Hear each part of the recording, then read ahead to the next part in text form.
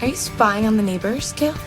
Actually, he is. You see, he's got this neighbor who I guess by definition would also be your neighbor, who may in point of fact be a cold-blooded killer from Texas. Right. Well, he's from Austin. Yeah. Is that so? Mm-hmm. Yeah. Exhibit A, Robert Turner. Oh. Yeah. Yeah, I've seen him, so. What? So the missing girls from Madison?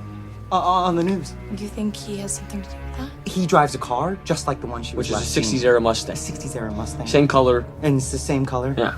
Gee, that really narrows it down.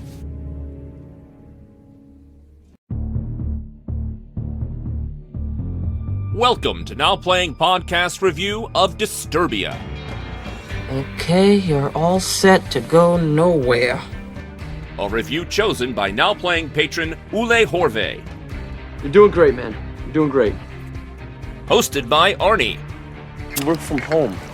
You ain't got it that tough. Come on. Stuart. I really didn't want this. All I wanted was to live in peace. And Jacob. However, he is clearly a pack rat. But be warned, this episode will contain detailed plot spoilers and mildly objectionable language. Would you mind? Just a little rude. We hope you enjoy the show. So you really going through with this?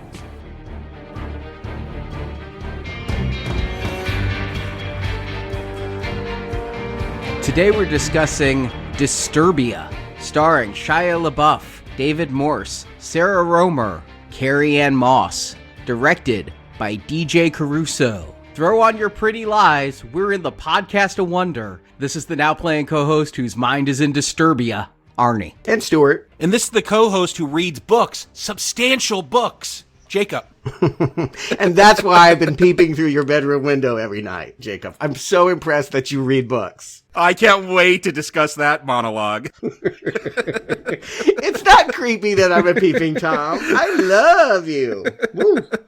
So which came first? I gotta ask. The Rihanna song or this movie? Which was Disturbia first? I thought there's a scene in the movie. It's very like here's the moment. Like we get Shia LaBeouf looking at the window saying, well, that's what you get when you live in Disturbia. I'm like, cue it, hit it. No, she copied the movie. She didn't have that song for another year. Okay, wow. I thought that was the perfect place to place it, but it's not on this soundtrack because it wasn't in existence. It's a good song, though. You know, let's discuss if it should have been here. Well, this is a third and final pick from our patron, Ole, who is here with us one more time. Ole, talk to us about Disturbia. You had said previously this was the movie that actually inspired all three of these reviews. What was it when you first saw Disturbia and why pick this movie? Well, for me, it's sort of like a nostalgia pick. I was watching this movie a lot when I was probably like 10 or 11 years old, and it was on all the time. For me, I can't really separate it from like my nostalgia glasses and any sort of like critical opinions about it. So I really wanted to hear what you guys thought of it and if it like holds up for adults, basically. Yes, because I don't think any of us have nostalgia for this.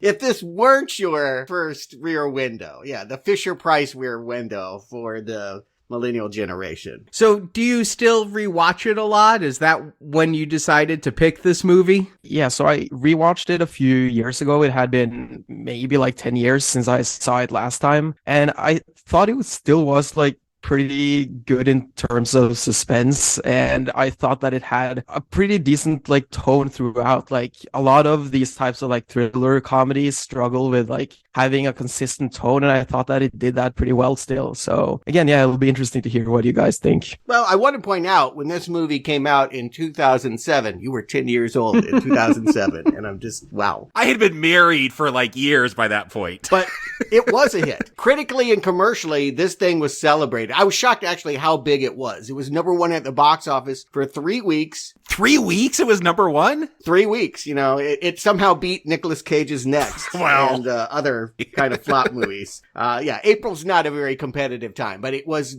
all through April 2007. It was the number one movie, and on a $20 million budget, it made $120 million just here in the U.S. So hugely profitable, hugely beloved. Had you guys seen it before, Jacob, Stewart? I saw this when it was new on video, basically because it had been such a hit and because Shia LaBeouf was in it. This was probably the movie that really made me focus on him before Transformers. Although Transformers had come out before I saw this. I saw this before I saw Transformers. Yeah, I have not seen this one before. I remember at the time, there's nothing about the marketing that made me want to see this.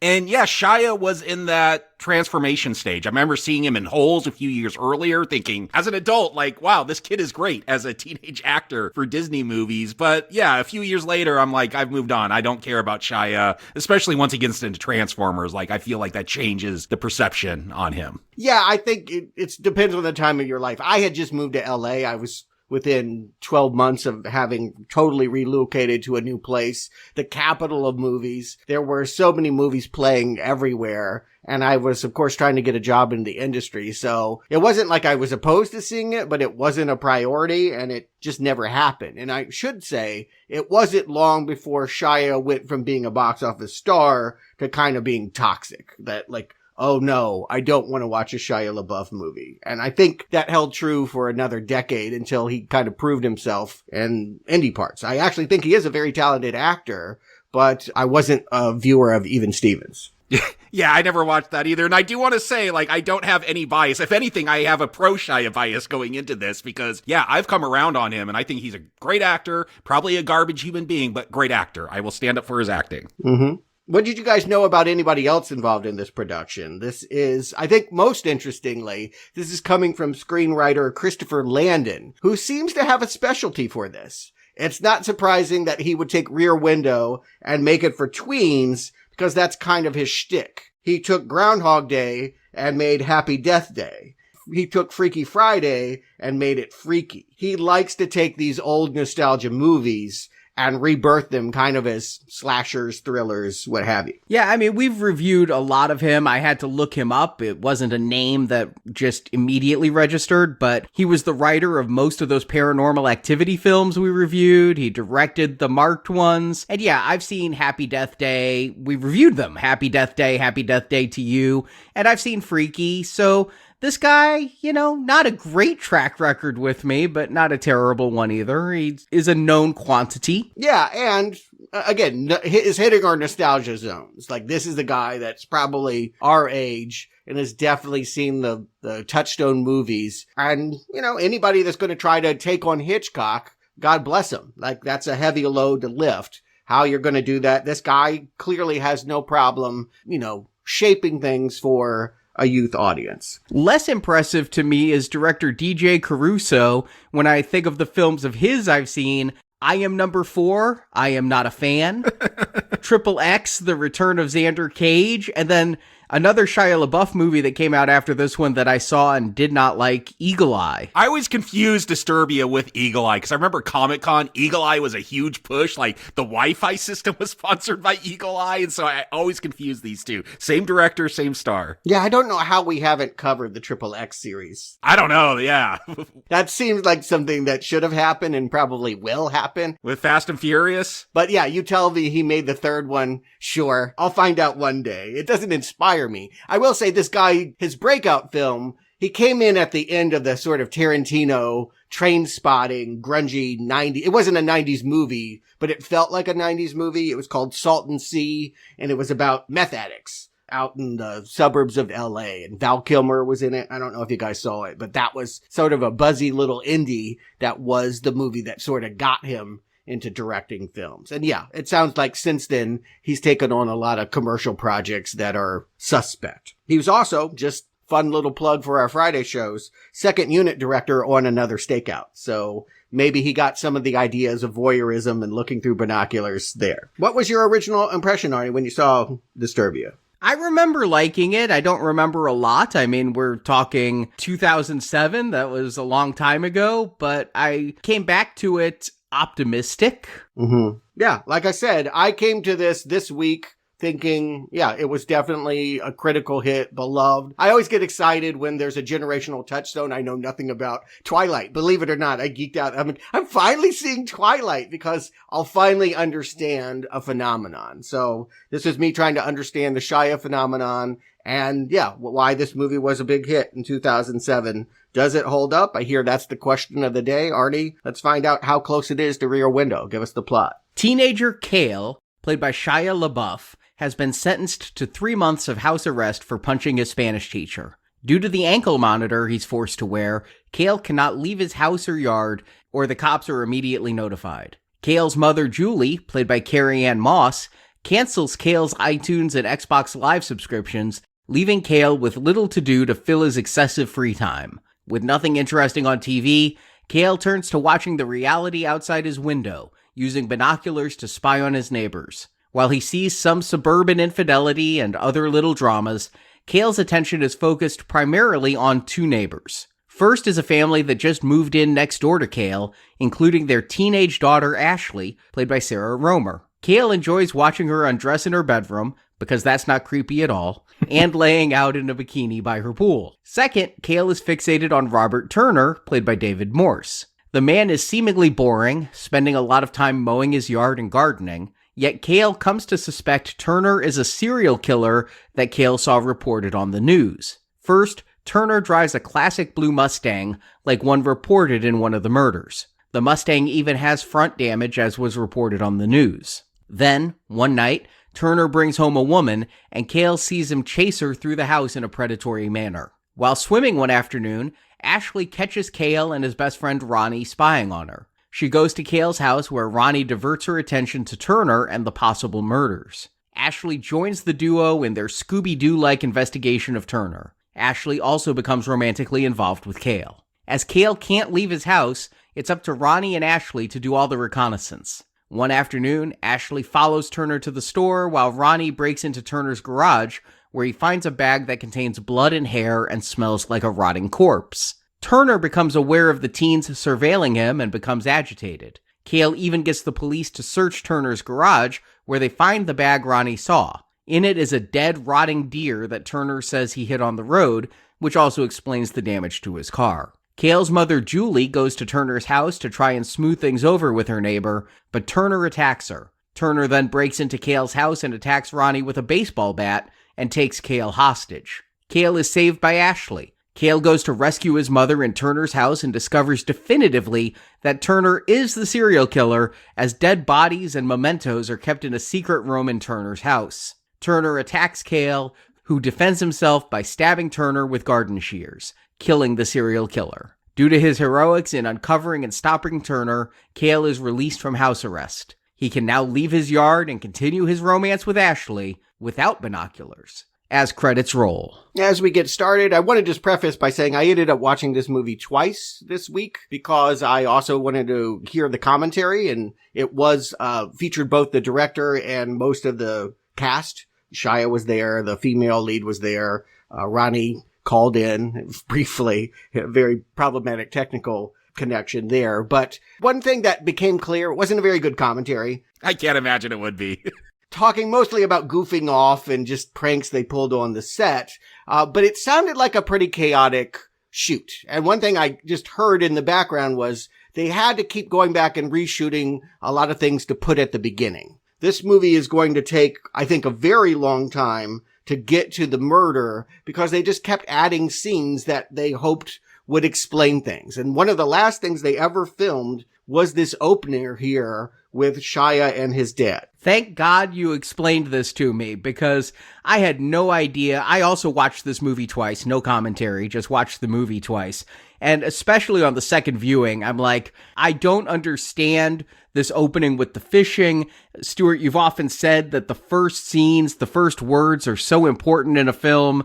And I'm like, what is this setting up about Cale that this is going to influence the rest of the movie and set up his arc? He's a bad fisherman and he gets frustrated and quits. I don't see that paying off. Yeah, I'm right there with you, Arnie, and to find out that this was something added now does not surprise me, because I kept going back to this opening scene. What does fly fishing have to do with spying on people in suburbia? Like, what is the through line for the character arc here? And I couldn't come up with anything. Like, I don't think anything is established with this fly fishing. No, yeah, don't try. Yeah, I was writing down lines about like, well, you didn't catch the fish. What does it mean? All ad-libbed. The actors didn't even have a script. They just were goofing off, and Shia just riffed on, I got a girl pregnant and we're going to live in a Reno trailer park. And I thought him, like, not being able to say the truth and make up these stories, I thought that was all going to be part of his character arc.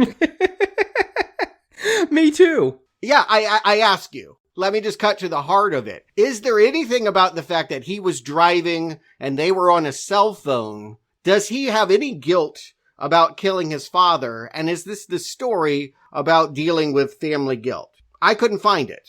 I didn't see it. No, at all, no. And especially on the second viewing, I'm watching this and I'm like, yeah, it's not like he was a terrible driver and driving recklessly and that caused his father to be killed, but he was driving the car and following too close, causing an accident.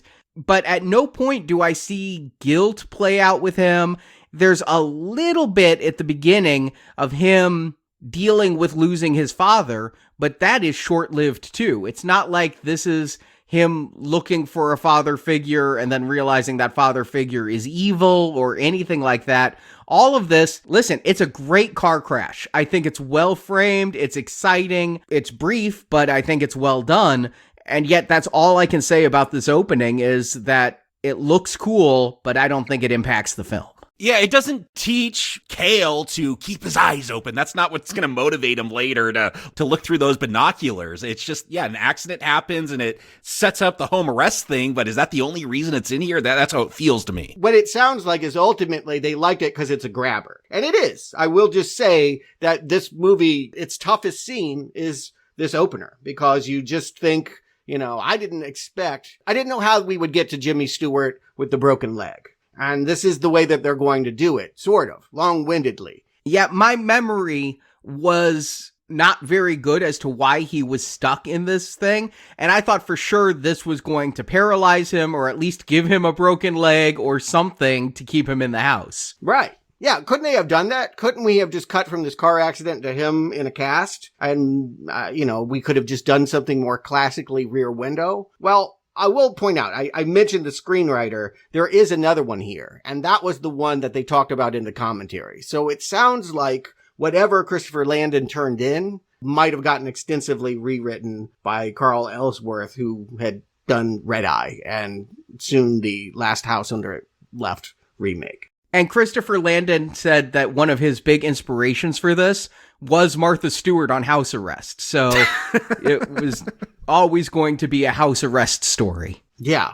So I guess what I'm saying is you don't add all of this stuff. It's going to take 45 minutes, longer than the Hitchcock movie, for him to look out the window and think he sees a murder. And this movie, I feel it. I feel the length in getting to that 45 minutes. I like the fact that we have a new equivalent. I like the fact that it's an ankle bracelet instead of a cast. But I kept thinking about ways that they could have shortened this extremely long Act 1. You could have cut all of this out, just have him start off on home arrest, and you could find out throughout the story, like, punched a teacher because he mentioned my dad and he's dead. Like, if you wanted to keep all that, like, there's ways to just jump to this and get there. I agree. I think the reason why they like this is because, again, watching that truck, the truck pulls in front of them, and it looks like his eyes are on the road. He's not talking on the cell phone anymore. I don't think we are to walk away thinking Shia did anything wrong behind the wheel. Especially because after the initial crash, the dad is still alive. It's another car that comes in afterwards and hits their car that kills them. Yeah, a truck pulls into their vision, pulls out, and they don't have time to see that there's a car broke down in front of them.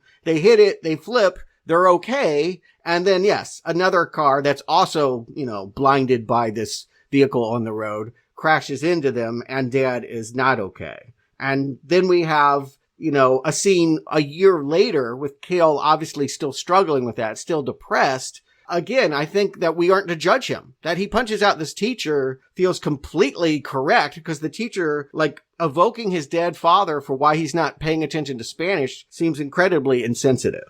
I mean, I hate to go back to Holes, Shia's best movie, but that's another film where he gets in trouble with the law and has to go to a prison type thing. And throughout the story, you find out, oh, maybe he's not guilty. And I thought, yeah, open up with him being this troubled teen. He's got 3 priors, they tell us. He's punching teachers. And then again, you could reveal throughout the film, oh, he has this trauma from his dad dying or something. And that changes your perspective. I feel like a Rear Window type movie should be about changing your perspective. I agree with you, Jacob. That would be a stronger way to get into this opening and get it quicker. But again, this scene of him punching his Spanish teacher is this setting up a character flaw that's going to be corrected. Is he too hot-tempered and he's going to have to learn to cool down and be more reasonable? No, we're just supposed to be on his side for punching that Spanish teacher because the Spanish teacher was being a total dick. I mean, I am kind of on his side. That was uncalled for to invoke his father. Yeah, that's what I mean.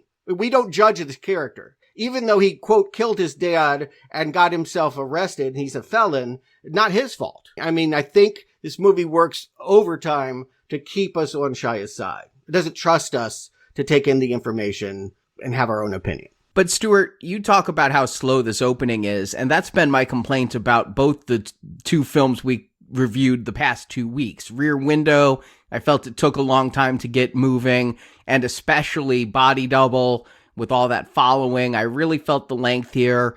And maybe it's because it's a more modern film. Maybe it's because of Shia in the lead. But I kind of like that we get time to know this character and his ankle monitor and him testing his boundaries and things.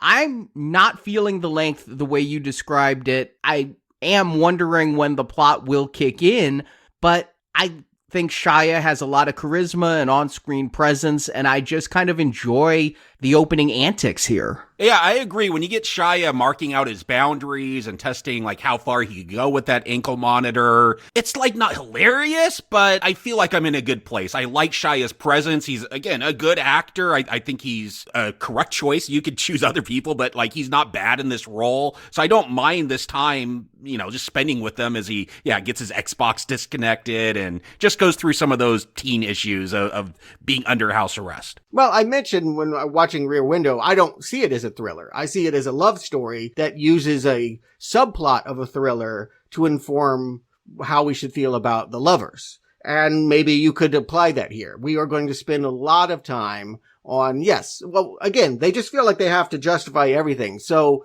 yes, he is bound by this ankle. He cannot go past his front yard, and he's got bullies in the neighborhood that throw shit on his porch, flaming dog, or in this case, flaming chocolate pudding, but it's supposed to be flaming dog turds that he is greeted, and he can't chase after them. It's a lot. What I would say is you want to think about efficiency. One thing you can thank Hitchcock for is he'll tell in one shot what this movie does in 500 shots in a montage. And I'll just stick up for this film because yes, it's obviously based off a Hitchcock movie, but that is not the audience. And I think of my children who are teenagers, and this is the stuff that would keep them involved, like these pranks and just Shia, doing funny teenager stuff. Like, I feel if that is your audience, this is a PG-13 film, you got to give something for that audience. And I think this stuff would work for them.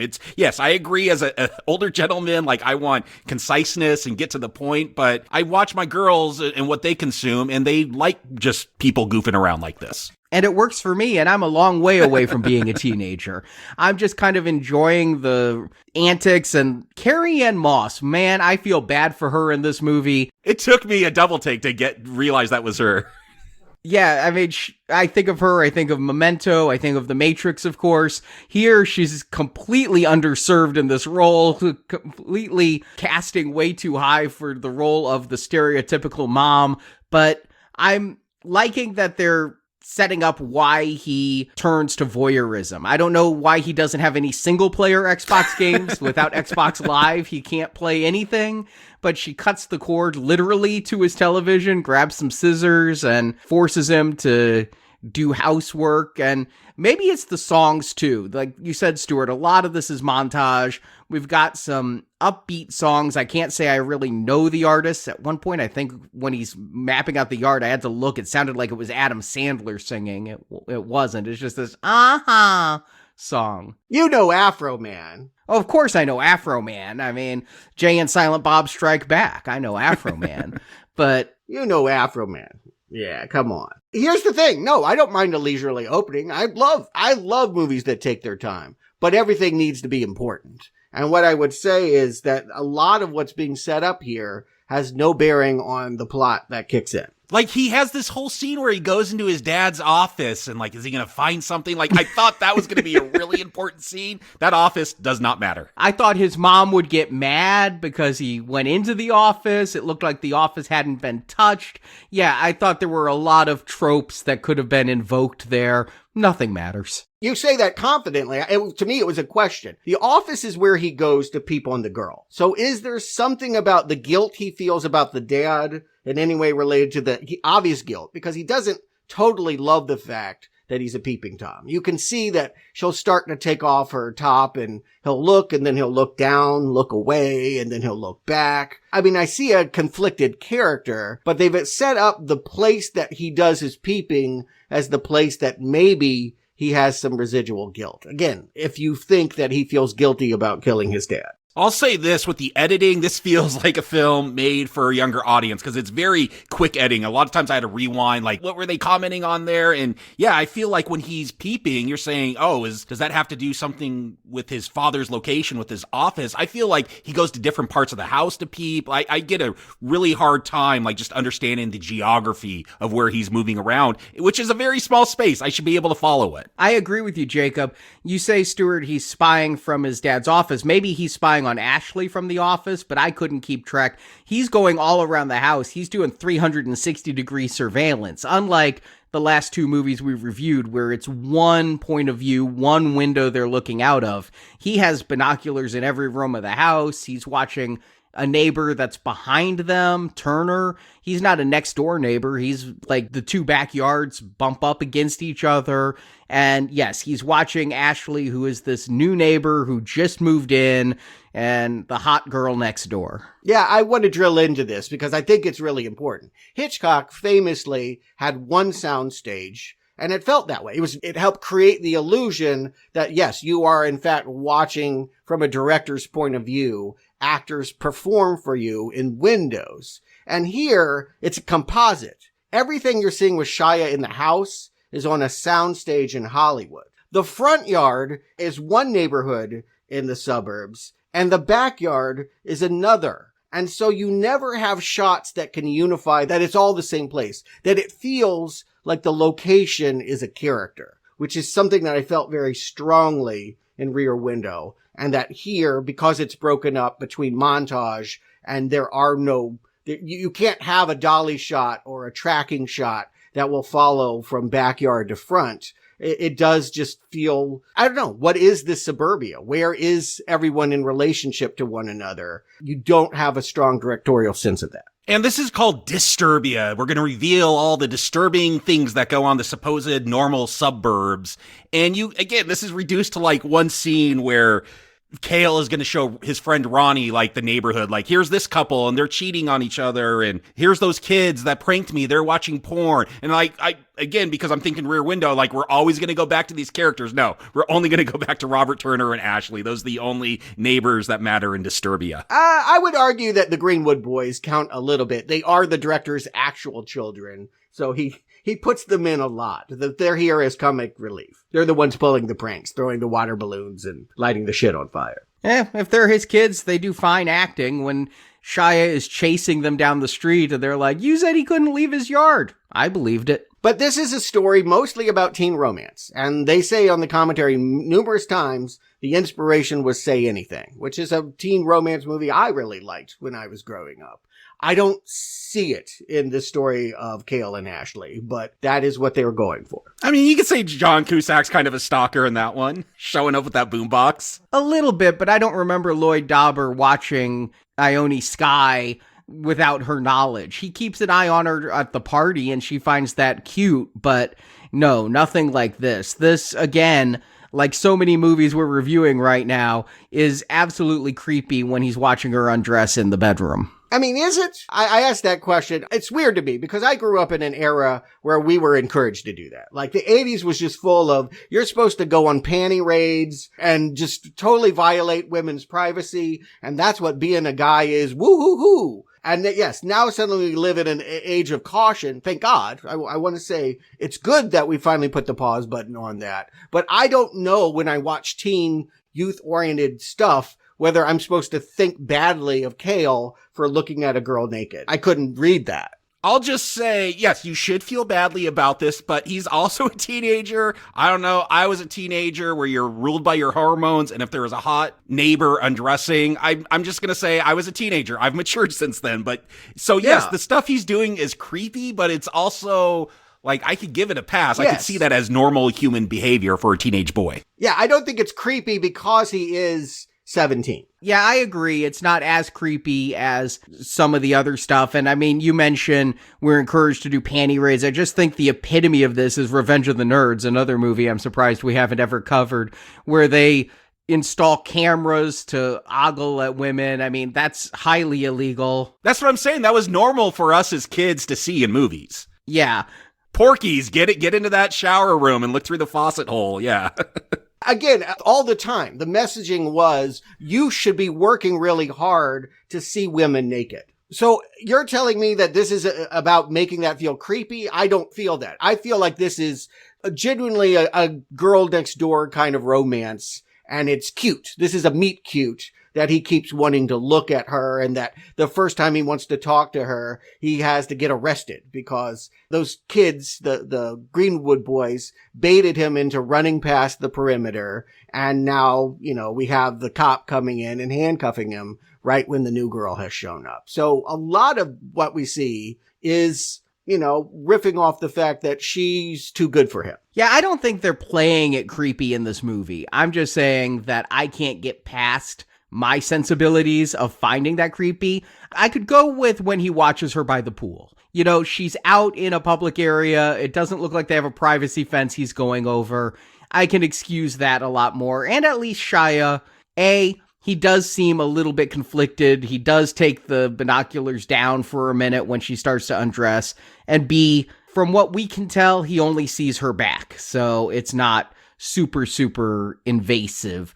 But yeah, I just have a problem with that in 2024 that I probably didn't have a problem with in 2007. No, you did not. Yes, you definitely did not in the 80s. You would have been, if you were a young boy watching this movie at any time in any century, this would not feel creepy. You would not be calling Cale a perv. This is totally normal, and this would be where you would want the romance. You would want him to be going after her. It's the parents that don't like him. Again, if you saw the kid next door get arrested, we see the mom kind of, again, I think it's a mistake that they talk to each other before they're talking about the crime. They have this scene where Shia is waiting on the porch for her to come home and then pretends he can't reach his mailbox, and that gets them talking for the first time. Again, this is a very long act one. Don't have them speak. Have her be a mystery girl, and don't have the romance start until we have the murder suspicions start. Yeah, I think that would be a stronger way to play it. Move the opening a little bit faster. I just resent Shia LaBeouf for his 2007 romances. First this girl, then Megan Fox. You should have been a movie star. She feels very Megan Fox. That's the thing, is she doesn't feel very girl next door to me. Or maybe it's been a long time since I've been a teenager, but it feels almost like the same thing. And Shia already had booked Transformers. He mentioned that he was already bulking up to play Witwicky in Transformers when he was shooting this movie. So, because when I think of Transformers, I think of Shia's muscles. Well, I mean, if you work for Michael Bay, you're going to have to hit the gym. That's just a fact, even if you are wiry like Shia is. But they're both Spielberg pictures. I just want to point out that this is a DreamWorks film. Spielberg came in. The director talks throughout the commentary where Spielberg had ideas to do this and that. And so, yeah, I definitely feel like this is a sexed up romance that isn't very say anything. It doesn't have the innocence or the sort of fumbling, awkward first love quality of that teen romance movie from the 80s. At the same time, like, yes, Ashley does feel like a supermodel, but it also feels very 2000s to me. Like, this is the kind of actress you would have in this role. I don't know. I just go back to, like, the American Pie franchise where teenagers are all hot, like, models, at least the female ones for a lot of them. And so, like, yes, it feels out of place, but it also feels in place for the time that this is coming out. Can I throw an idea out? Because it was something that I thought was happening and it didn't happen. And then I started to wonder, well, why didn't they do it this way? Eventually, we're going to learn there's a killer in this suburbia. And I was not paying attention to David Morse mowing the lawn. That's supposed to be suspicious. And maybe if you remember in Rear Window, there was the garden where the dog was digging. We'll have Shia creeping up to it. And is he burying bodies in the garden? I don't think he's burying bodies in the garden. When they first introduce him, they're like, oh, that's Robert Turner. He just mows the lawn all day. And then they move on. He's not even a suspect when they're looking at him. Yeah, it's quirky. It's just a quirky detail that he mows his yard every hour. Yeah, they never dig up his yard to find bones. No, it has no bearing on him burying bodies or any of the things that he's doing. I wonder, was he even the killer originally? Would it make more sense? What we learned from Ashley is that she has moved to suburbia because her dad was doing stuff. Are you going to say you thought her dad was the killer? Because I thought that too. Yes! Yes, that he needed to be put on a tighter leash. Yeah. If this was the story about a young man that had lost his father, who is now butting up against a psycho father who is the barrier between him and the girl he likes and is killing people and dumping them in his secret basement, then you kind of have a story that feels unified. As it is, we have a teen romance movie that has nothing to do with David Morse. Yeah, Ashley's gonna say, oh, we moved here because my dad was getting in too much trouble with those city girls. Like, it feels like it's setting it up. Like, we're gonna see a victim that's from the clubs. No, I thought for sure he was a red herring. I thought we were going to find that the killer was somebody else and that Shia was having an overactive imagination. And Ashley's father is a non-entity in this film. We see him when they're moving in. We never see or hear from him again. It's mostly the mother. No, we do have this one weird scene where he storms into her room and screams, "I'm so disappointed in you." And we never find out what the hell that means. Nothing. Again, there's so much setup here. Don't undermine how long it takes to get to that mark where we're actually looking at David Morse. I thought for sure, yeah, her dad was going to be the killer. Right. That was signaling something. I'm not even sure that wasn't the original script and it didn't get reworked. That's how much I feel like things got futzed. It makes no sense that this silly guy that's mowing his lawn is a serial killer. None. Zero. But the other thing is, you mentioned when we reviewed Rear Window, other movies it influenced, and you brought up Fright Night. Fright Night is very much in my mind on this one, because you've got the teenager with the romance, watching the next door neighbor who's a killer and seeing things, and the parents and others don't believe it. You've got Cale, you've got his friend Ronnie, the same way we had Charlie and Evil Ed, and then you've got the female involved. I was getting a lot of Fright Night off of this, and again, I'm just kind of enjoying the interpersonal relationships and the scenes that are going on here, even though I recognize it's taking longer. I just don't mind it as much as I minded it in the last two movies. But I just want to, point out the fact Spielberg did go on and remake Fright Night, and my suspicion is because he realized Disturbia didn't turn out the way that he wanted to. Fright Night is a better Rear Window than this movie is, for sure. Agreed. Fright Night is a better movie. It's one of my favorite horror movies, so yes. Yeah, one mistake that's clearly not happening is when this guy is looking at what he desires sexually, it should be bringing in those guilty feelings about death and murder and all of that. And again, it's two separate movies. You could cut the serial killer out of this and just release it as Can't Hardly Wait 2. I mean, it just does. There's so much here about teen parties and what have you that has no bearing on, they don't even try to thematically tie it to the idea of voyeurism or murder. What is the suspicion? Help me out with why he even starts to suspect that David Morse, I guess the character's name is Turner, why Turner is a guy of suspicion. Because he has a blue Mustang. Like, that's the one thing I'm paying attention to, is because Cale can't get on his Xbox or whatever. He keeps turning on the news that has this story of this missing girl. And so I'm like, okay, that's got to be important. So I'm listening for clues. I heard blue Mustang. He sees that blue Mustang at the neighbors, and that kicks off the suspicion. The police and the news reporters have so much information on this killer. They know he's from Texas. They know he has a blue Mustang. They know the blue Mustang has front end damage. I mean, how they don't know that it's Turner from the very beginning, and that it takes Cale watching one news report and then looking out the window and being like, hey, there's a steer skull in his garage. He must be from Texas. That's the craziest leap in this film. Yeah, if you have a longhorn skull, you are from Texas. If you're in Texas, you have a longhorn skull. I think the transitive property works. But let's really dial into this, because the reason why there are redheads going missing in a small town. All right. Is this a small town? I'm not even sure where this is. It's suburbia. It's Disturbia. Yeah, it's suburbia, but when they cut to the news, that is a local LA newscaster that has been on since I was a child, so I just assumed this was the suburbs of LA, so it can't be that small. Yeah, Springdale is what it's called. I don't know. It doesn't exist. No Springdale in LA.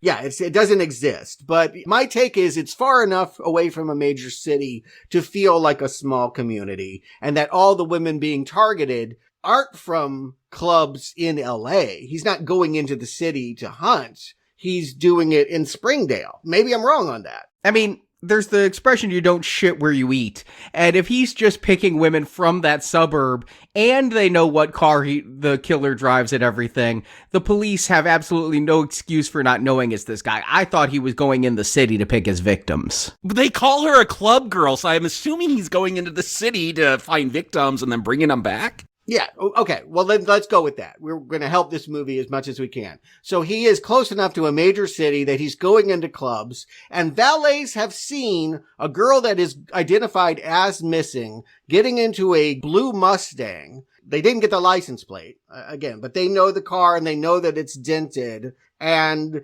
that car comes barreling in one night. Cale is in bed and he hears the car and he sees it back up. And he sees the guy moving a trash bag, I think, from the trunk. They don't really say. Suddenly there's just a trash bag going into the garage, which is not the deer. Or is it? No, I don't think it is. I think he gets the deer later. I thought it was the deer when it all comes out. I actually thought the front end damage was caused by the deer. I thought that was a true statement. And the director will say on the commentary, ultimately, yes, this serial killer hit a deer, brought it home, and cut it upstairs as practice for how he was going to cut up the women. To which I say, hasn't he been cutting up women? We see all those wallets and everything for... Didn't he do it in Texas? I mean, this killer doesn't make any sense. Let me just cut to the chase. I don't understand David Morse. I don't know why a serial killer would move into suburbia and murder women in open windows in front of everyone. They make a big deal about how he moved there, and yet he's added a secret, tunnel into his house that they find on the blueprints. How long has he been there? And Shia actually says that the garage was detached. Why would he attach it? Well, because people like attached garages? You don't want to walk in the rain, yeah. It has been 3 years since a house in Austin, Texas was found with women in the walls, that they were stuffed in the walls, and that's why they think there's a connection. There's redheaded women stuffed in the walls in an abandoned house in Austin, Texas, and now we have a house that has an add-on that Shia should have seen go up.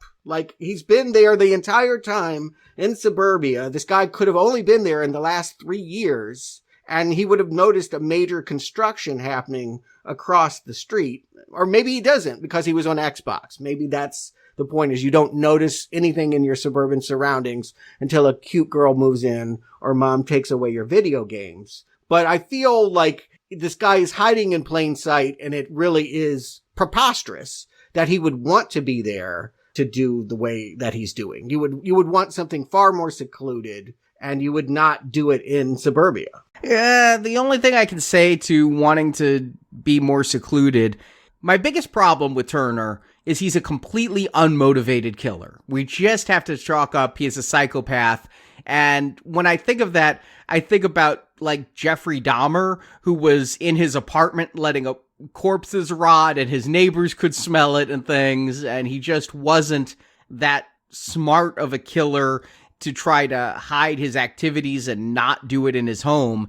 And that's all I can chalk Robert Turner up to, is that he also is just a psychopath who's not thinking it through. Which is a huge disappointment, that we have a serial killer whose motivations make no sense. By day, quirky guy mowing his lawn, and by night, in the club, David Morse is like putting on glow bracelets and hooking up with really hot, like redheaded women to bring back and stuff in the walls. That's so absurd.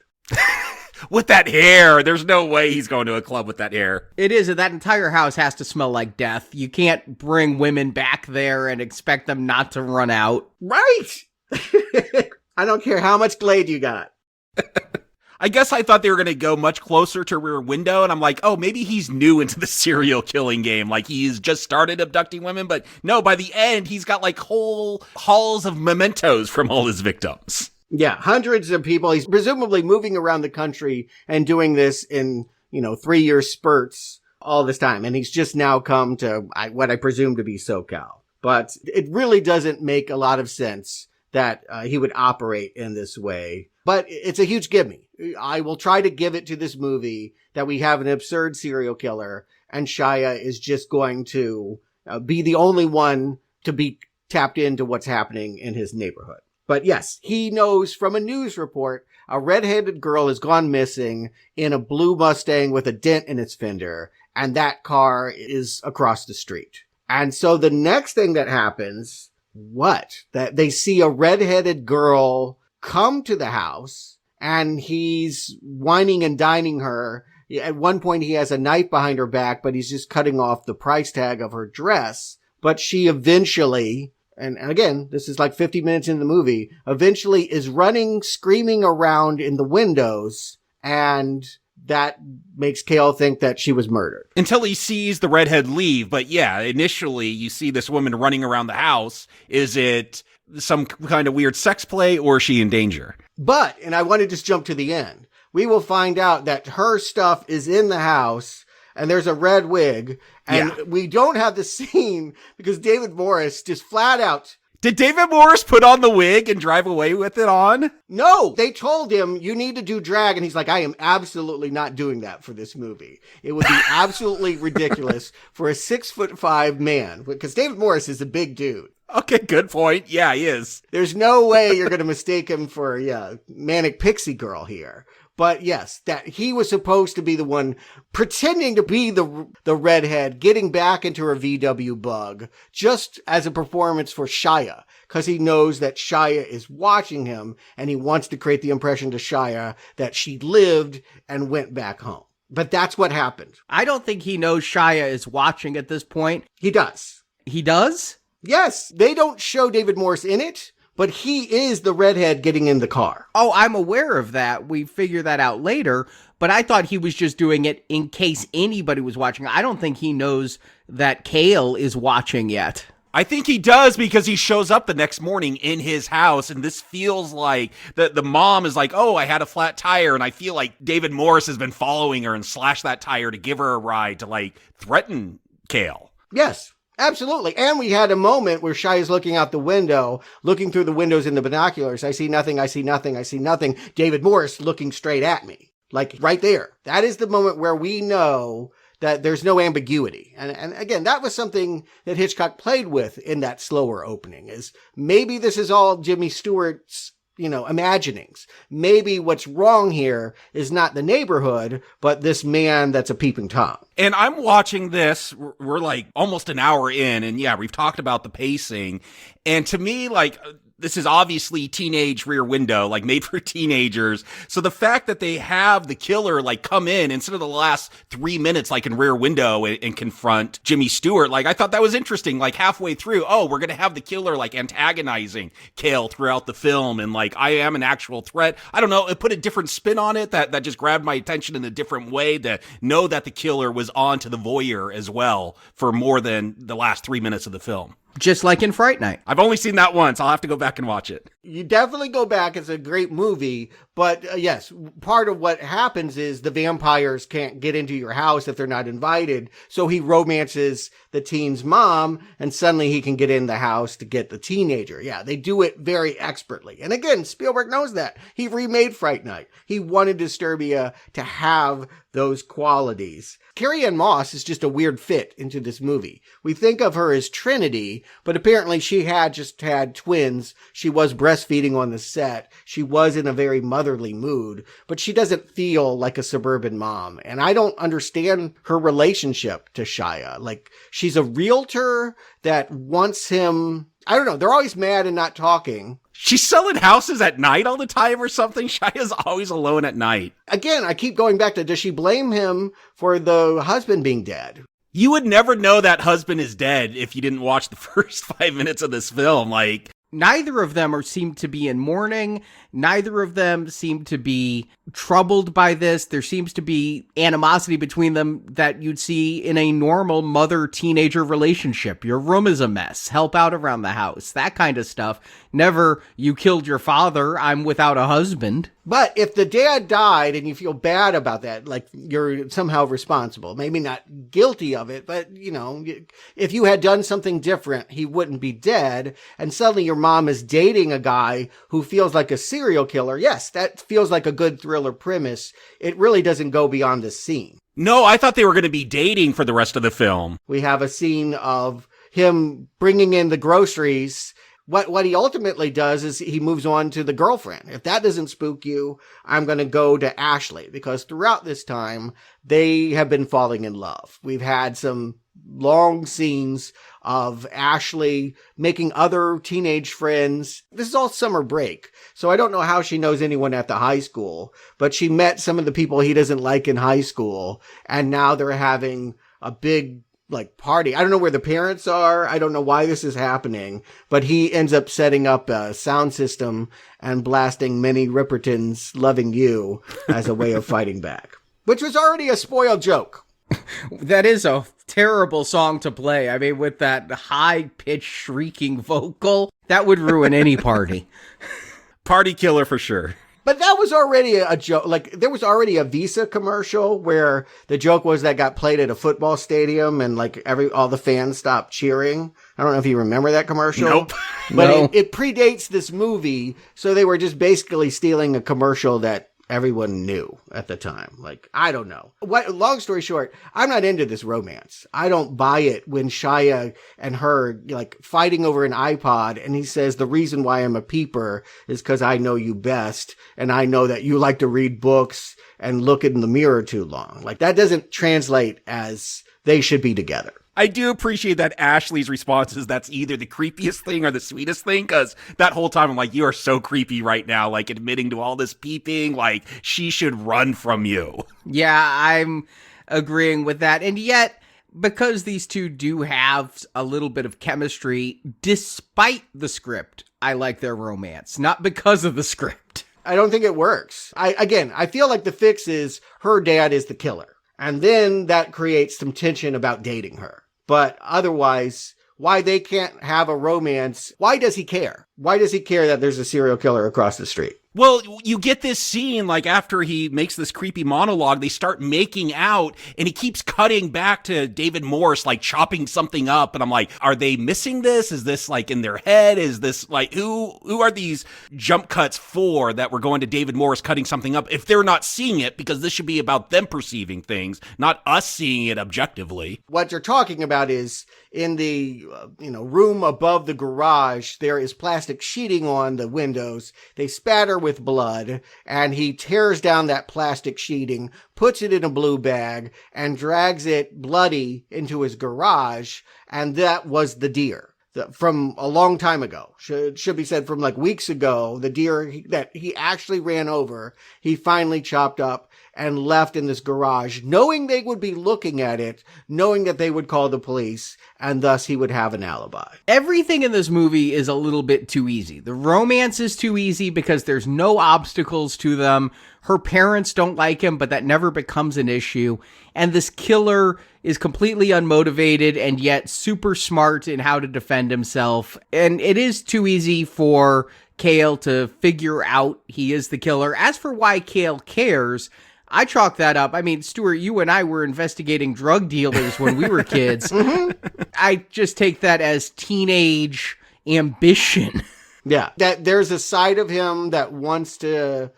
He was watching Cheaters earlier. It should be said when he was just vegging out on the couch. He was watching a show where it's all about busting, illicit love affairs. So maybe he has that instinct. Maybe that was setting up the fact that there's just a part of him that wants to bring justice to his neighborhood that, I don't know. Like, most of the time he is more into this girl than solving this mystery. But every now and then he gets a bee up his bonnet. And this is that moment that because they saw a bloody bag in a garage, now they have to find out what it is. And they bring in Ronnie to do this 3-man tag team. Now, obviously, Shia can't leave his house because of the ankle bracelet, but she can follow Turner to the hardware store while Ronnie breaks in and gets well, actually, he's not even breaking in yet. He's breaking into the car to get the code to the garage door opener. Yeah, not only does this guy have the green Mustang, but he also has a Prius or something that he parks on the street,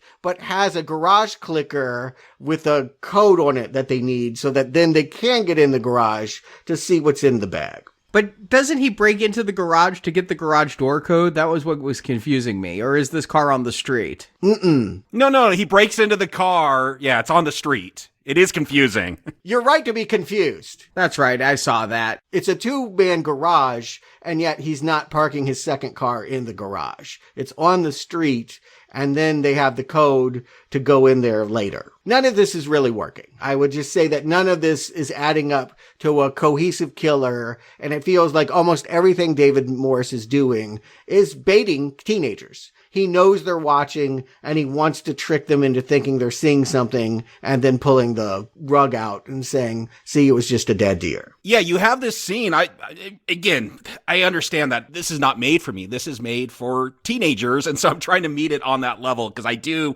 think it probably works. If you haven't seen Fright Night, if you haven't seen a lot of movies, this probably does work well, and I think it's a pretty effective scene where Ashley is following Turner around that hardware store. He's supposedly buying shovels, wink, wink, where you think we know what that's for, but he's on to Ashley, and you get that confrontation scene.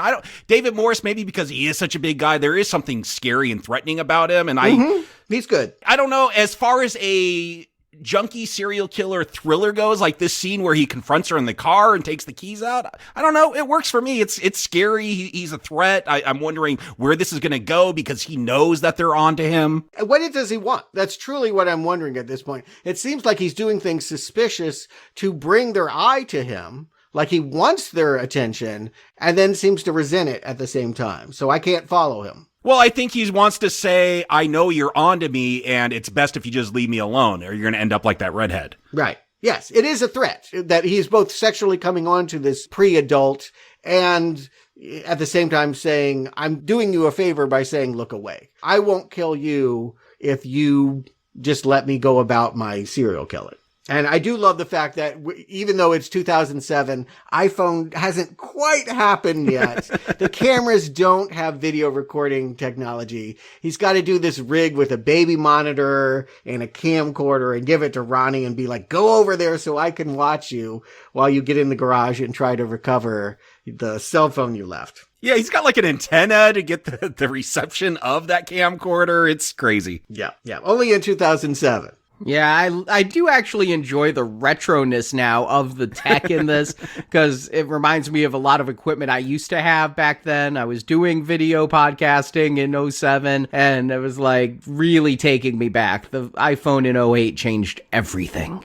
Yes. And this feels like a Paranormal Activity moment, which would have been, I think that movie would have come out around the time that this, like a year later, that this movie started, Paranormal Activity started screening in festivals. So that the screenwriter here worked on that saga. It makes a lot of sense that we have this extended scene of Ronnie in the dark, finding his phone, looking into the bag, seeing blood and hair, but not being able to make out what it is, tripping over a lamp as he tries to get out of here. Yeah, it feels like a good found footage jump scare that he goes missing. And that's enough. This makes us like Cale too. He's willing to have the cops arrest him again because he's so certain that Ronnie's life is in danger. He's going to run over there, break perimeter, and try to rescue his friend. And it's worth saying it's always the same cop. It's the cousin of the Spanish teacher that Cale punched. Officer Gutierrez is the one who has requested that he be called every time Cale's ankle monitor goes off. He wants revenge on behalf of his cousin.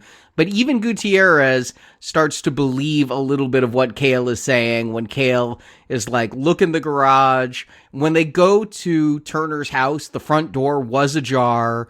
And that was because Ronnie had left and didn't close the door behind him. And so there's enough suspicion there that the police ask, do you mind if we look around? Turner's like, oh no, that's fine. Turner has rotting corpses in his house. I know.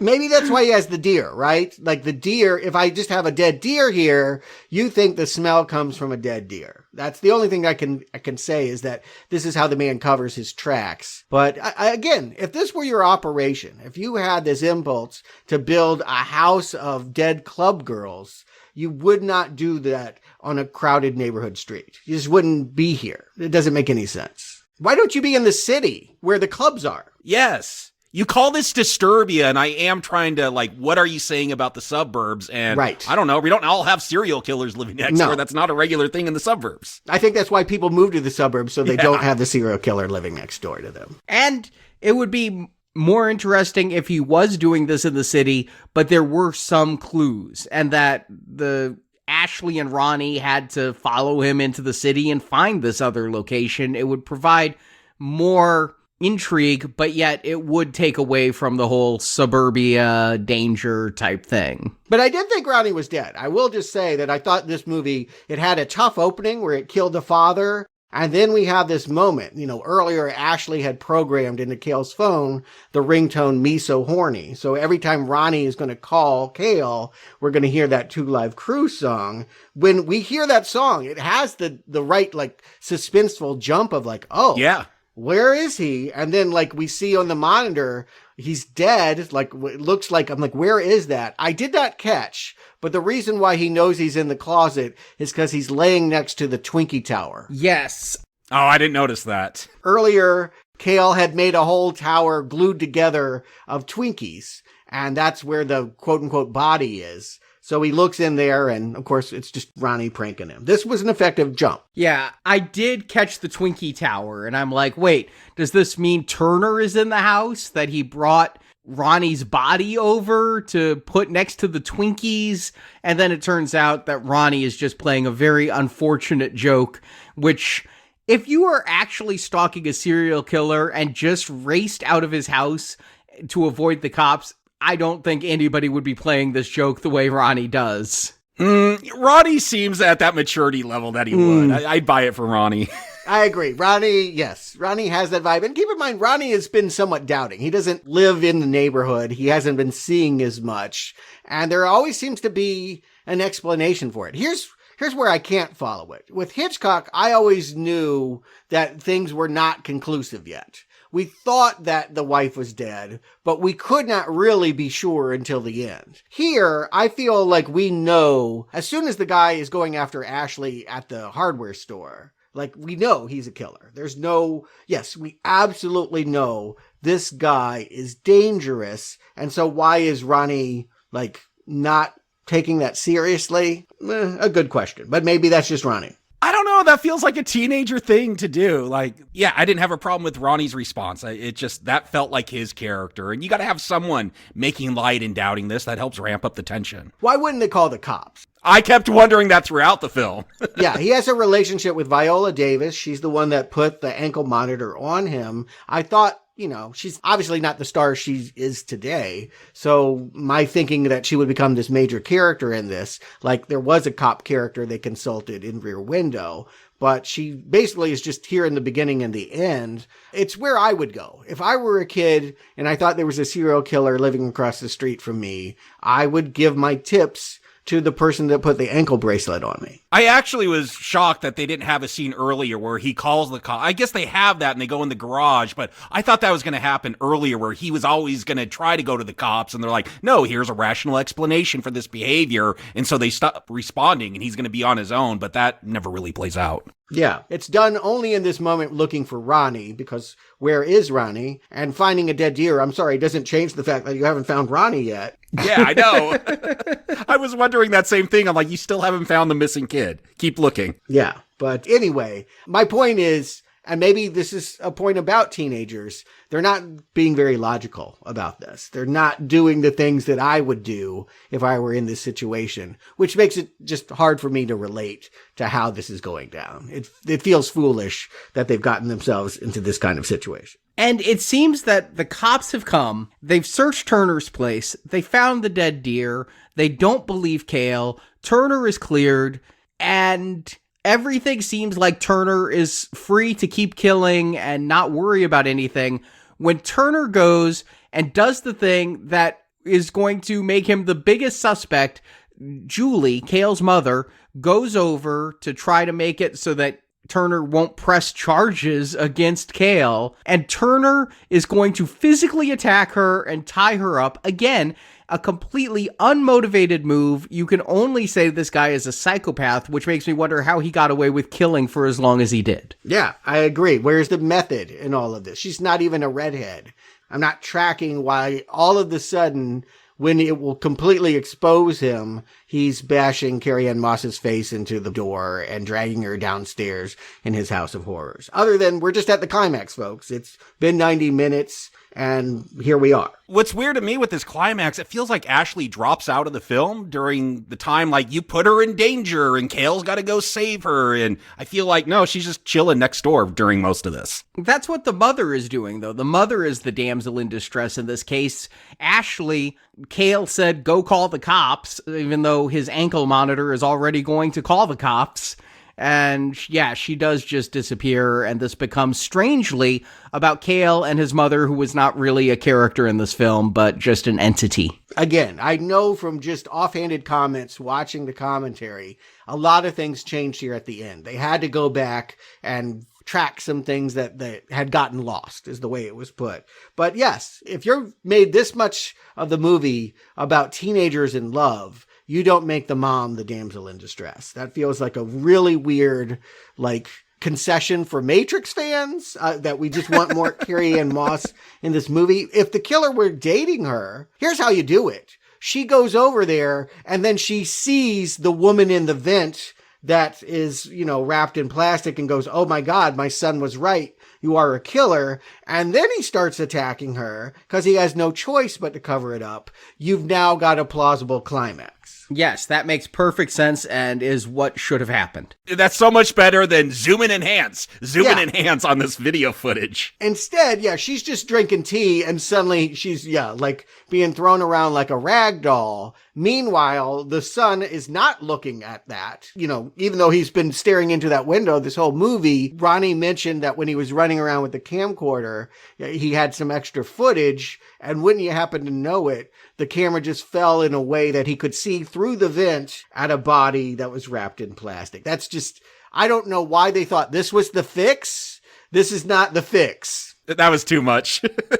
Yeah, cameras were not that good back then. You were not be able to really tell what was through that vent. It was highly convenient. And yes, this ending, like you said, Stuart, it is the climax, and it's just kind of what we're watching to have an exciting ending in a movie that feels, very contemporary. You've got to have this kind of ending in this kind of a film. Well, one thing I have loved is the fact that I love the equivalent that house arrest is the same thing as the broken leg. In the climax of Rear Window, it's scary because Jimmy Stewart can't run away. He's just stuck there in that chair, snapping pictures, hoping a flashbulb will save him. And here, it's the inverse. that Shia knows the lines have been cut. He's got to get through the perimeter to bring the cops to save him is a cool ticking clock when we have, because as soon as like David Morse is finished beating up on Carrie-Anne Moss, he's run next door and is beating up Ronnie. I think Ronnie's dead again, by the way. Spoiler alert. Ronnie is never going to die in this movie.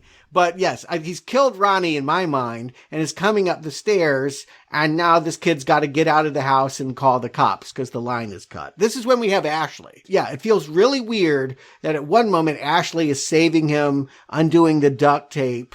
They're hiding in the dad's office. Again, symbolism, importance. They jump off the roof into her pool. And then she's just gone. She doesn't go to get help. She doesn't go with him into the house. She's not concerned. She's what? What is she even doing? No clue. Going back to bed, reading a book? We know she loves to read. Substantial books. Yeah. But yeah, that's a mistake. What I would say is the recalculation that we need more Carrie-Anne Moss and less of the girlfriend is a huge mistake at this point because this movie has been about teenagers in love against a serial killer. Agreed. Yeah, it doesn't make a whole lot of sense. Nothing with Turner makes a whole lot of sense. It also feels like it goes into real horror territory. Like Shia ends up in some kind of cesspool with like corpses that are popping up. Feels something out of like Poltergeist when you fall into that pool that was being built with all the skeletons. Not something out of. Again, this is mine. This is being screened. Keep in mind, they're showing dailies to Spielberg, whose company is making this movie. And he's like, oh, that's great. So I feel like, again, this is just sort of buttering him up about like, look, we did a Poltergeist for you. But yeah, does it really make sense that there's a giant swamp of dead bodies now underneath this house? He's got like so many corpses under this house. And I thought he had just moved here. And all the mementos, but no, he's been there for at least 3 years, Jacob, but... That's a lot of work for 3 years. He has built onto the house. A lot of work. Yeah. And why this hasn't been caught, why it took one teenager with no Xbox connection to be the one to see all of this is preposterous to say the least. But maybe, logic is not what you go to for a Hitchcock movie. It's not what you'd go to for here, but it's strained credibility for me. I'm having real problems with this ending as Kale is now finding the secret morgue in the walls and the girls that I don't even know who they are. Is it the girl from the other night, the club girl? I think this is when we realized the girl never left and David Morse must have put on that red wig. Yeah, because you find a whole, operation room with tables to tie the girls down, and that is where we find that club girl's ID, and then we'll find more IDs later. Mm-hmm. And yeah, we're waiting for the police. That cop's always showing up right away because he has it in for Kale, but this time he's off duty. He's eating a sandwich. He's going to take his time. He's going to take that call to go bust him again, but he's taking his time, so we're delaying the cops now. I think that's funny. Again, the irony. Anytime you can play with the expectations. Yeah, of course, this cop was always riding his ass. And the one time he needs him, he's not going to be there. And when he does show up, not surprising that David Morse can snap his neck. I feel bad for him. I'm like, I didn't like that cop, but he didn't deserve to have his neck snapped like that. No, sometimes this movie is really tough and it surprises me and impresses me. But a lot of time it dawdles and yeah, it feels made for children about 80% of the time. And then it does a move like this. Yeah. But in the end, this is Kale saving his mother. She's chained up. I don't know why this is the method because he puts them in the walls, right? But she's in the basement, strung up, and he cuts her down. And suddenly it's a man-to-man fight with Kale and David Morse. And Turner spent so much of his time mowing the lawn and working in the garden, and isn't it ironic he dies by garden shears? You want something to be tied to the theme, but since I can't tell you what the theme of this movie is, I guess that's as good as anything. Do you want him to bludgeon him to death with binoculars or something? Yeah, blinded him, I don't know. But yeah, he gets stabbed in the stomach and falls into his swamp pool of bodies. And yeah, that was the only cop that came. So mom and son just go home by themselves. No, more cops do show up at the very end. I don't know why. Where do you see them? At the very end, right out as they're leaving the house. I did not see cops there. Oh, okay. Maybe as they're leaving the house. Yeah, because it cuts to Viola Davis removing the ankle bracelet after that, saying, "You're off for good behavior." Mm-hmm. Maybe I imagined it, but I thought I saw cops. I thought I heard sirens. You would think that's because that's what logically would be there, but they weren't. Yeah, no, it just cuts to now Kale is free. Well, he did stop a serial killer. I think that can get you off the hook for punching a teacher. Yeah, no, good behavior. Yeah, I mean, it should be. Solving the serial killer plot should be about being free from the home arrest. I think that's a good instinct to tie those two together, that Viola Davis is calling him a good boy now. And basically, he can be celebrated as just a normal kid with a girlfriend next door and be a normal suburban adolescent. That feels like the right instinct to bring this back to. Although he never dealt with any anger issues or anything, so if he has to return to high school, I don't know what year he was, he might still end up popping another teacher. He's 17, so I can only presume that he's going into his senior year. Yeah, because they say he's almost 18 when he gets sentenced. Yeah. But he does have some anger issues. He's going to get his resentments out on those Greenwood boys. He's going to tell their mom, at least, that they've been watching porn, and says he's not going to stop there. He's going to go get revenge on all the neighborhood. Is that Disturbia too? Is him just tormenting these kids over and over? That could be the sequel, right? Like, now he's the guy with the bodies in the basement. And Ronnie's camcordering girl and boy together on the bed and saying soon this will be the most popular video on YouTube, which would have been brand spanking new. YouTube was only like 3 years old at this point. 3 years, probably 3 months. No, I think 2003, 2004 is when it started. So, but it was still pretty new. Well, you guys are early adopters. I didn't hear about YouTube until 2007. Definitely, yes. A time capsule moment. But I did laugh that, yeah, their sex tape is going to be the most popular thing on YouTube because these days that gets demonetized. Yeah. So Jacob Stewart, do you recommend Disturbia? Jacob. This one's actually tough because I realized I did not watch this when I was 10. I watched this for the first time as an adult. And so I have adult understandings as I'm watching this. And yes, there are lots of logical issues. And yet, as I reflect upon like all these versions of Rear Window that we've been discussing, the original body double and this fits in the similar place, I think, as Nick Cage's Wicker Man. I know that's a weird place to go, maybe, but one of my praises for Nick Cage's Wicker Man is, like, if you're going to watch Wicker Man for the first time, maybe you start there because you watch that original one and it's this really weird folk horror with song and dance numbers. It's kind of a bizarre thing. It's not what you expect. And I feel like the Nick Cage Wicker Man's a little more traditional in what you would expect from a horror movie. And so looking at this one, yeah, this is made for teenagers. And my teenagers are not going to want to watch an old Hitchcock film, even though that's technically superior, but they are not at that maturity age yet. And there's no way I'm going to show them Body Double. They are not allowed to watch that film. So like, if I want to introduce them to that Rear Window concept, I think they would go along with this one a lot more. And watching this, like, David Morse is a scary serial killer. Is he always logical? No, but I did get caught up in some of those thriller moments, even though I realize there's logical problems here. The mess is a script. I don't know why there's fly fishing in the beginning. This is not a great film. Is it an adequate film for like teenagers to watch? Yeah, like it's scary, it's suspenseful. I found myself at times getting caught up in it. So I guess even though, I don't recommend this for adults, but I'll give it a weak recommend because I do think there is an audience for this. And I think there's an audience within our listenership for this film. There is suspense and scares here. So yeah, a weak recommend for Disturbia. Stuart. You know, I think it's pretty telling that throughout the rambling, very superficial, people answering their cell phones commentary track, not once does director or cast ever mention Rear Window or Hitchcock. Not once. Wasn't on their minds. And I agree. There is not much Hitchcock influence on the filmmaking or storytelling here. If they had watched the original, they might have actually tried to draw parallels between the teen love story and the killings across the street. Or at very least, tried to come up with something to say about grief, voyeurism, coming of age, or, I don't know, suburbia, right? It's called Disturbia. What does it say about suburbia? I don't know. If there is a subtext here, I could not find it. And maybe you don't need it. What I'm hearing you say is that is an adult mindset for a youth-oriented picture in 2007. Yeah, I was definitely looking for subtext, and I did not find it as an adult. I agree with that. Nobody here on this commentary track is particularly interested in making art.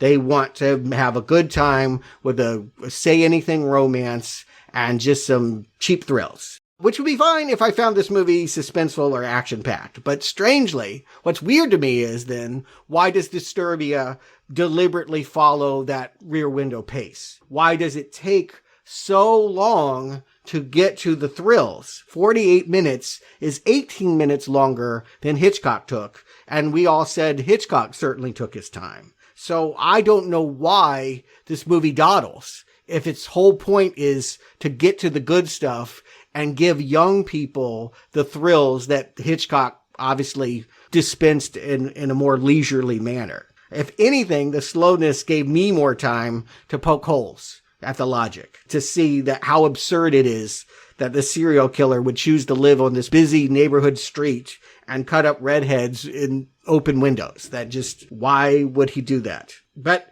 I also wanted to say that I don't think that there's anything necessarily wrong with this movie. Like, I was trying to, kind of what you did, Jacob, like, forget all that I know about Hitchcock. That they don't know Hitchcock or want to be Hitchcock is not a sin in of itself. Could I find entertainment in what's being done here? I don't know. I just didn't think it was that scary. I guess what I would say is it's not very disturbing here in Suburbia. Other than a few shots of bodies in the wall happening really, really late, it's mostly kind of goofy. It's mostly Shia kind of riffing on his witwicky slapstick persona and peeping at girls and just isn't interested in being disturbing. So I would say as a thriller, forget Hitchcock, forget Rear Window. It just isn't that thrilling. So no, I think it's kind of a, my complaints about this movie are the complaints many would have about Suburbia. It's sleepy, it's sanitized, it's safe, and it's soulless. So not recommend. And I saw the same flaws both of you did. I think we all three saw the same movie. But the difference is, I think, between what Stuart watched and what I watched is I was having fun with Shia LaBeouf's antics in this film. He's high energy. You mentioned Sam Witwicky. Yeah, I haven't seen Shia LaBeouf in anything in the past decade, perhaps. You're missing out. He's good. Yeah. Peanut Butter Falcon. Peanut Butter Falcon. Great. Yeah. You say he's a good actor. I'll need to see that because here I do feel he's playing Sam Witwicky. I do feel like he has one performance as suburban teenager and it's the same thing, but it's high energy and it keeps me invested in the film. I like the teen romance that goes on here. I think that it's cute. It's not say anything good, but it's keeping me invested during that first 40 minutes. And then the murder plot, I love Fright Night. I like what goes on in this movie. I think that it is a decent copy, even though, yeah, I've poked the holes in Turner's killing plot as much as I can. But yeah, I think this is a fun watch. I mean, I watched it twice. I think I would have had a lot of trouble watching Body Double twice with that slow opening for our review. This one I watched twice, and it went by pretty fleet. I enjoyed it both times. I give it a recommend. Okay, so thinking about the three movies then, I mean, do I need to ask? Rear Window's the best, right? Please side with me on that. Oh, easily Rear Window. I mean, Body Double is such a different film as far as the direction it takes. It's hard for me to even compare the two, but yes, Rear Window, legitimate classic, like technical marvel with that set and everything, easily the best one. Sure, Rear Window is the one I respect the most. Disturbia is the one I enjoyed the most. It is. Yeah, by far. And this one I would never watch again unless it's with my teenage girls. But it's almost unfair to rank them because I view them as such different experiences, even though they all came from the same place. It all started with Hitchcock. But Ole, what do you think now, coming in at the end? How do you rank these three films? I agree with you that it's very difficult to rank them. I have very different opinions about all the movies, and I have different relationships with them. I think during the plot summary, you said, Arnie, that they have sort of like a Scooby-Doo investigation in Disturbia, and that's a very like base pleasure for me in movies, just solving mysteries. And I was waiting for you meddling kids to be said in this film. Yeah, so today this is sort of like a very comfortable escapist entertainment, and why I still enjoy it. But I also agree that I respect Rear Window a lot more, and I also think that that's a better movie today. And I really appreciate your discussion on Body Double and sort of talking about how that has a more interesting viewpoint on voyeurism and everything that's in Rear Window. Yeah, they are all three very different movies. In the end, even though you can see that it's about, a guy stuck in a house looking out a window and seeing a possible murder, it's a formula that can look different and play to different audiences. And that's what I think is really cool about this series. And want to thank you for getting us to be able to look at these three movies in connection, because I think, it's sometimes quite dull to watch a good movie get turned into trash by degenerative sequels, but to watch how a concept can be reborn and remade in different generations and look so distinctively different from one another is a really fun challenge, and one we don't do enough here on Now Playing. So thank you again for your donation and for having us look at all three. I really enjoyed the journey. And we're not done talking about Peeping Tom movies. This Friday, if you're a gold level donor, we are starting our Stakeout retrospective series. This is 2 films. The first one from 1987, where we have Richard Dreyfuss and Emilio Estevez watching a woman undress through her window. Like I said, DJ Caruso got his filmmaking start. The director of this movie worked on the sequel to that film. So I think there are some direct connections for sure. Hope you can join us on Friday and find out. In the meantime, if you're just here for the Marvel, and I guess, that is our bread and butter here at Now Playing, we got something that's being called a Spider-Man movie, Madam Web, next week. Jacob, you said it didn't even exist. You're still taking this prank this far? You're going to take it up to the supposed week of release for a film that is not coming out? I know, Jacob. For years, you have denied its reality, its existence, that you are going to have to go and pay money and sit in a movie theater and experience this film. I got to do this for Valentine's Day? This is mean. Yes. I know, they're even doing a Wednesday release on this to get it out for Valentine's Day, not the usual Friday release. You want me to get divorced, Sony? I think this is for all the people that don't have a date. You know what I mean? Maybe. This is for the singles out there, Madam Web. Yeah. Be miserable as this property is. Hey, maybe people will get confused and think this is 50 Shades Part 4 and a good date movie before you go home and knock boots. Yeah, Dakota Johnson, she's a madam. Yeah, it sounds really kinky, but we'll see. I doubt it. So thank you for listening to Now Playing. Ole, thank you for being a patron and for picking these movies. We really appreciate it. So thank you for listening, and now our mind is no longer in Disturbia.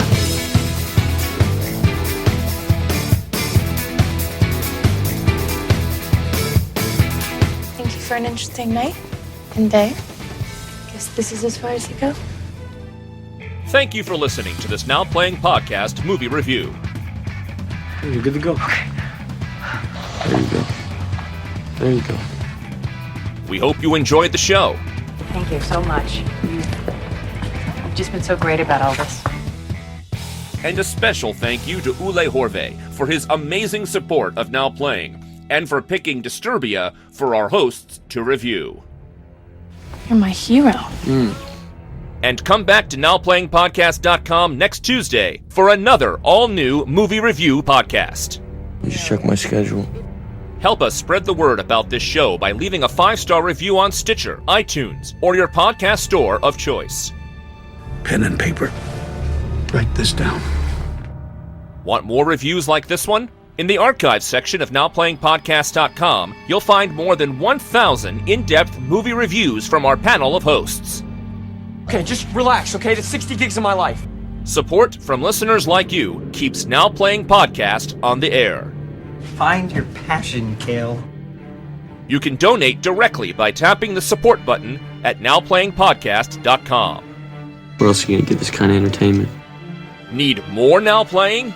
Subscribe to our In Focus weekly newsletter for exclusive digital download giveaways, celebrity interviews, behind-the-scenes insights, and more. Sign up through the subscribe page on our website and get it delivered to your inbox every Friday. I really, really like your neighborhood.